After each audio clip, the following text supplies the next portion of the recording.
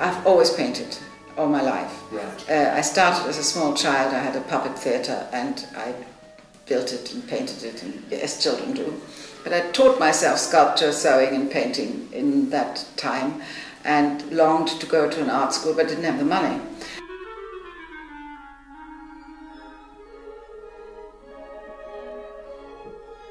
I could immediately see that he was very unique in many ways and very concentrated and terribly intelligent. But explain to me what you mean by that, because that's I mean by that he lived his life in such a way that I thought I want to live like that. The way he shaped his day, the way he worked and lived as one, and he had this wonderful intensity and interest in everything, and a great ability to concentrate and enormous energy. If you have that, you're relatively calm. And you could, interrupt him with dogs and children and all sorts of nonsense, and he wasn't really interrupted. He would deal with it, yeah, he wouldn't. Many people start shouting and going crazy. He didn't do that. He just went right back to where he was before with enormous focus, yes. But he had meanwhile also focused on babies and dogs. He didn't kind of make a qualitative difference. Gotcha. I always hate that word with people called quality time. I think yes. Yeah, it's a horrible word. All time is either quality time or crap. Or you're dead. Yes.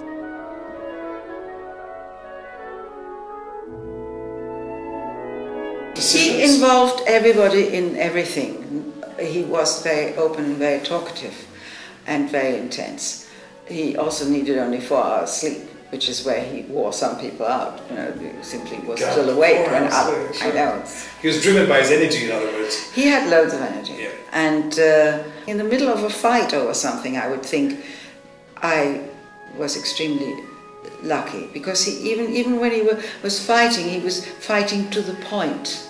Yes. He fought about whatever it was we were fighting, and not going back, last week you did such and such, as many couples do. He wasn't an emotional slob.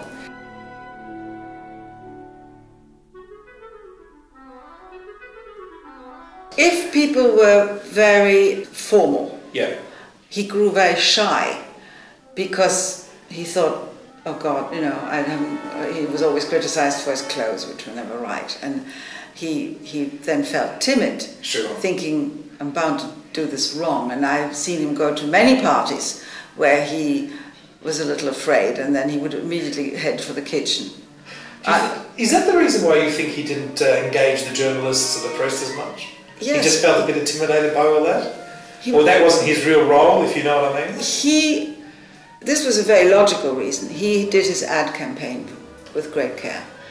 He really thought it out very, very carefully of how he wanted this advertised, what kind of poster, all this. The mechanics. And he did it with great pleasure, because he thought it was part of filmmaking that also, and it brought him the freedom at Warner Brothers, the fact that he was so responsible. And because he did this with such care, he didn't want to screw it up.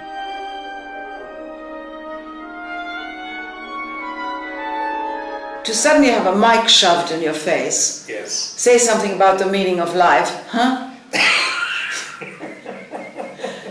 And he looked at other people advertising their stuff, and he would look at it very carefully. He said, they haven't done themselves a favor.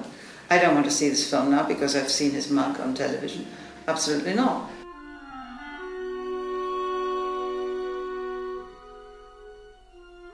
You know what fascinates me about your husband particularly? He's a techno nut. He was actually going crazy to the lens makers and all this, driving them insane. He loved it. He loved it. Boys and their toys. He loved it. He sat there with all stuff spread on the table, polishing and looking and doing. Sure. And he said, that's, painters are lucky, they just need a brush, I need the lot, and he felt happy dealing with it.